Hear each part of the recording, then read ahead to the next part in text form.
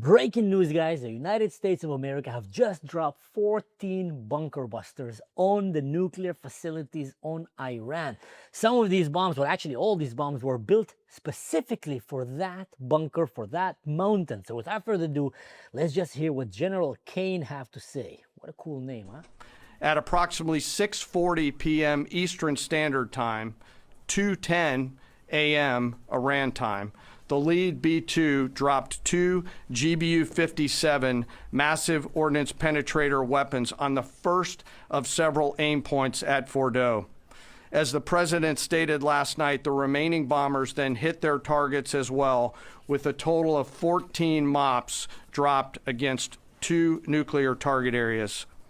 All three Iranian nuclear infrastructure targets were struck between 6:40 p.m. and 7:05 p.m. Eastern Time. Again, that's about 2:10 in the morning local time in Iran, with the Tomahawk missiles being the last to strike at Esfahan to ensure we retain the element of surprise throughout the operation. Following weapons release, the Midnight Hammer strike package exited Iranian airspace and the package began its return home.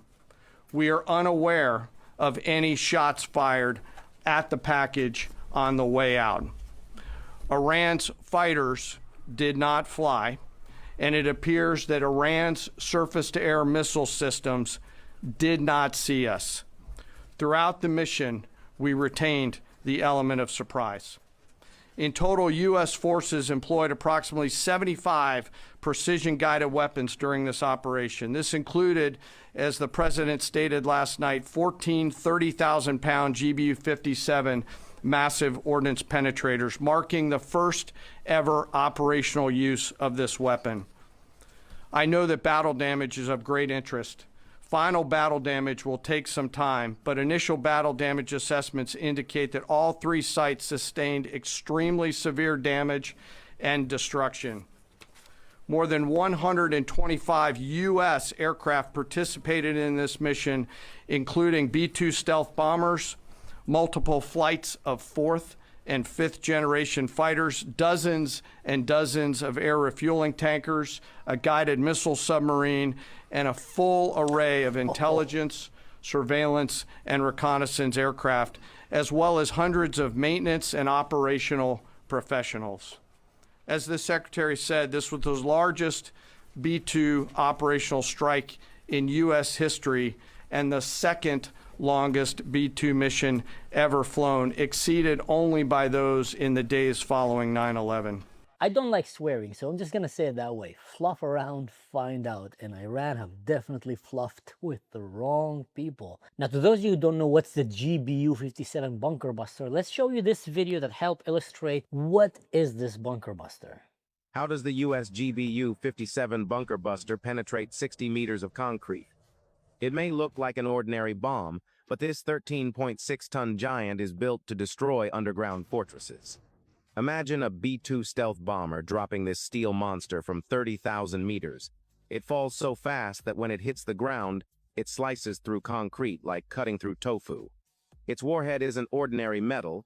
Its forged steel alloy that resists heat and pressure ensures it keeps its solid steel form at the moment of impact. Adjustable tail fins make it dive with missile-like precision, with perfectly calculated angle and speed. But the real power is inside. It doesn't explode right away. Instead, a special fuse helps it dig deep into the ground before going off. Some versions even explode in stages. First, it drills a hole, then pushes the main warhead in deeper, and finally causes a huge explosion underground. So the United States apparently have dropped 12 of this bunker buster on the same bunker, on the same mountain of Frodo. Well, you know what I'm talking about, the Hobbit town of Iran, more like the Goblin town of Iran. Let's call it the Irandor, like Mordor. They dropped 12 of that. That just shows you how much they wanted to destroy that facility. Apparently, that's 70% of their entire arsenal of this particular bomb that was built specifically for this target and was kept secret up until now. They apparently dropped two more of these bunker busters on the other nuclear facility called Natanz, which Israel was showing some kind of a struggle, not sure if they managed to completely destroy it. So Uncle Sam just came and said, you know what, guys, let me just finish the job. I'm going to finish this for you. Let's make sure Iran never have the capability to destroy the Jewish state, to nuke Israel, nuke Europe, nuke America. And in general, you just don't want the #1 state sponsor of terrorism global-wise to have a nuclear bomb. They are the enemy of Europe, of Israel, of America, of the West. They're even the enemies of the Muslims themselves. Most Muslim countries can't stand Iran, and that's why they were helping Israel, shooting down the rockets that were shooting on Israel. Some of these countries are actually enemies of Israel, and they were helping Israel defend itself from these guys. So just to put your head together, actually the only one that like Iran right now are the radical Shia terrorists or American college students. Kind of really bizarre mix, I have to say. And Greta Thunberg, but she's a complete, you know, half-baked potato head.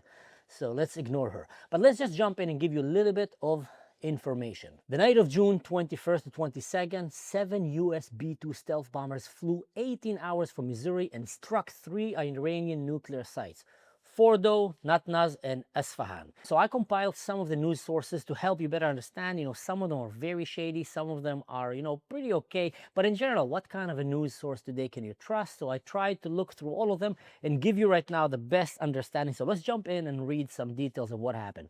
On the night of June 1st to 22nd, 2025, 7 US B-2 stealth bombers flew 18 hours from Missouri and struck 3 Iranian nuclear sites: Fordo, Natanz, and Isfahan. The payload, 14 massive ordnance penetrator, GBU-57. It's about 13.6 ton each. That is very heavy. Just to, you know, wrap your head around, try to imagine how many elephants you're dropping from the sky right now. 12 onto Fordo and 2 onto Natanz, plus 24 Tomahawk cruise missiles launched from the US Navy submarine into Isfahan, first ever combat use of the MOP. The scale of it all. The Operation Midnight Hammer used about 125 US aircraft. 6 extra B-2 were flown into the Pacific as a decoy. Now, yes, these are stealth, you know, bombers. Very hard to detect, but still you might be able to detect them. And usually when they fly with protection. So you're usually going to have some kind of fighter jet flying behind them, maybe trying to hide so he's not detected, but you might be able to detect them. And that was used as a decoy. Maybe they even allowed the enemy to detect it, just to kind of shoot them off and give them the wrong idea. When are they coming and where are they coming from? And then completely surprise them from death from the sky. And whoa, what a crazy operation. So let's read some more news. Radiation check. No spike in off-site radiations at any of the 3 sites, confirming bombs hit buildings, not fissile materials. That's what we have so far. It will take some time to understand the excessive level of the damage. We don't want to throw here empty words. We do know that the bunker busters managed to reach down. I mean, 12 of them on the same spot. That's quite insane. Managed to reach down, but we don't know yet the level of damage. And we also, I mean, we kind of hope that we know everything that Iran has been doing. Thank God to the Mossad when they built the anti-Mossad unit inside Iran to hunt the Mossad, but actually was run by the Mossad. So that unit was able to extract a lot of the nuclear plans that Iran have, and also, you know, take information from different scientists and generals. But still, there might be things that we don't know, and we need to be prepared for that. Human toll so far. Israeli week-long raids before the US entry have killed about 865 Iranians out of 363 civilians. A terrible price to pay. We always stand against the killing of any civilian in any war, but let's be realistic. When the enemy uses civilians as human shields, and in general in every war, civilians get hurt, and that's a terrible thing. On the other side, how many civilian casualties would we have if Iran would have had a nuclear weapon? And I'll tell you even that. Iran missiles have killed 24 Israeli and wounded dozen more. How many Israeli civilians would have died if Israel did not have the Iron Dome? If Israel was not so focused on defending its own civilians, and also just had so many bomb shelters, that some of them are nuclear bomb shelters available for the people. I was in Israel right now. I just managed to get out of Israel with the help of the German embassy and some very cool, crazy German Air Force cargo airplane, you know, the Luftwaffe. It's not waffles, it's wafa. Anyway, crazy story. We'll talk about it in the next video. How they end up strapped in with the red blinking lights in a military Air Force airplane getting out of Israel just so I can make it to my kids' graduation kindergarten party. Thank you so much, Germany. You guys are awesome. Bottom line, if in Israel they did not invest so much in defending their civilians, we would have had probably hundreds of thousands, if not in the millions, of deaths in Israel, because that was Iran's intention. If Israel had the intention to kill Iranian civilians, we'll be having way more than 363 civilian casualties in Iran.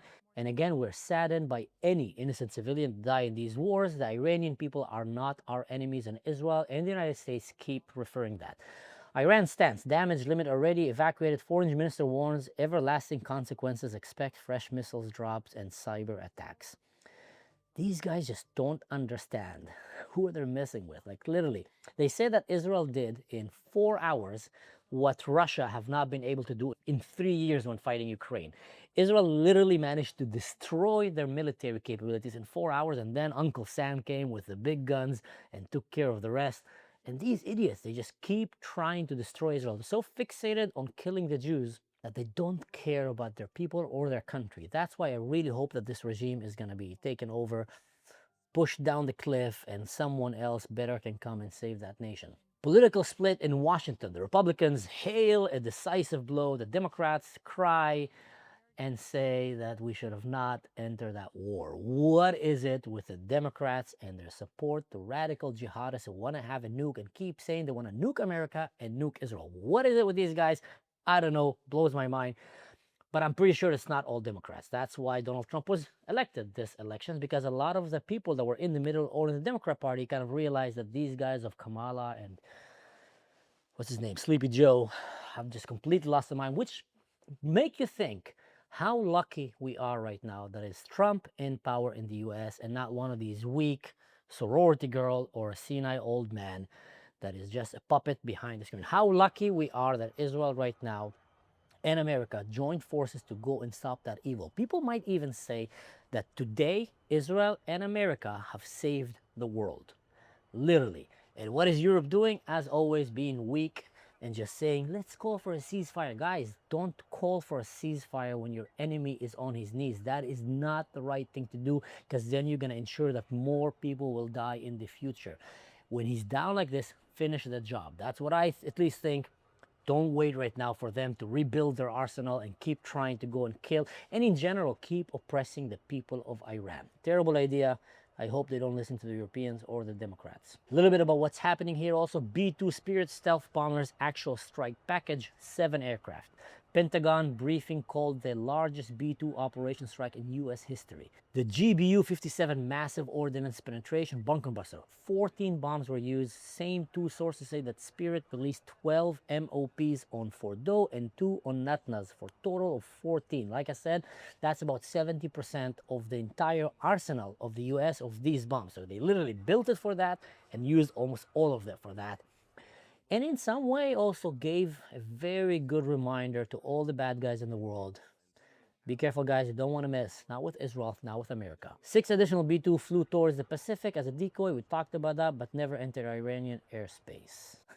I love this image. It's just too funny, too funny. But you know what? Again, my prayers and thoughts with the people of Iran. I really hope that we manage to finish the war. I know that Israel and the United States made it very clear that these are not the objective of that war, to topple off this regime. Either way, I really hope that this will be a side product. And to the people of Iran, I highly recommend, guys, now is your time. You see, this image illustrates the best the difference between how Iran could be and how Iran is right now. What will happen if science is ruling Iran? What have happened if Islam is ruling Iran?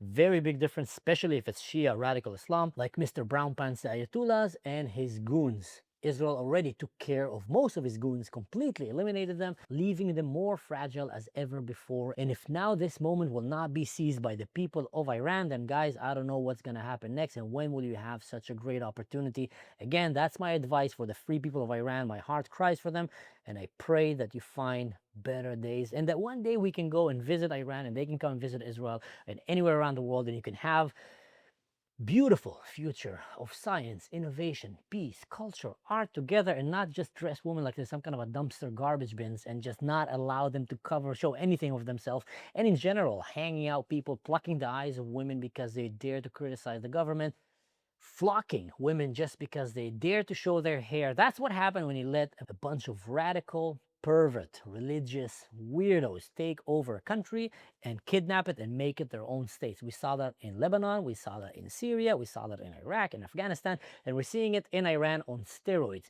So the sooner that the West help take down these regimes, the better. The only question remains, what's going to happen after? And in the case of the people of Iran, I think they have a better chance than what we've seen in Syria and in Lebanon and some other places, because there is a little bit more inclination and love towards the West, toward democracy, towards freedom, towards science, than what we've seen in some of these radical jihadist countries. In Lebanon, it's a bit of a different story. There's Christians there, still, I wouldn't say majority, but even them kind of got their brains polluted a little bit by anti-Semitism and the love for jihad, which is, typical jihadist Stockholm syndrome. But in Iran, it feels to me like there's a little bit more spice in that resistance. So I really hope that we'll see a different world. Either way, guys, stay tuned, because I'm going to try to give you any more information that is happening about this war. But until then, don't do anything stupid. And in general, yeah, in general, don't hop on a military cargo airplane out of a war zone just to go and see your kid's graduation party in the kindergarten. Actually, yeah, do that. You know what? No, don't listen to me. Do that. If your kid needs you, be there and get there. It doesn't matter what takes, get there. On the way there, we had to dodge missile attacks from Iran. Crazy story. I'll make a video about it in one of the other videos. But until now, guys, stay safe. See you next time.